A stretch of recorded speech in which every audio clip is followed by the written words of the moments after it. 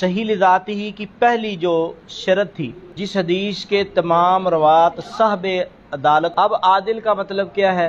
मुसलमान हो, आकिल हो और कबीरा गुनाह से बचने वाला हो और सगीरा की तरफ भी ना जाए, ऐसी बातों से भी बचने वाला हो कि जिसकी वजह से उसकी जात पर कदगन लगे। कदगन का मतलब ऐब।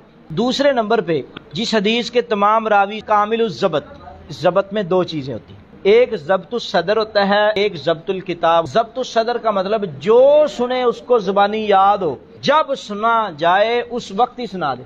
दूसरी है ज़ब्तुल किताब, जो कुछ लिखा है उसको अपने पास महफूज कर ले। अगली बात, सनद मुत्तसिल हो, कोई रावी भी गिरा हुआ ना हो, हदीस ना मालूल हो ना शाद हो, अपनी तरफ से लफ्ज का इजाफा हो गया है या सनद में कुछ कमजोरी होगी, इसको कहते हैं इल्लत। अगली बात है शाज, सिका औसक की मुखालफत करे।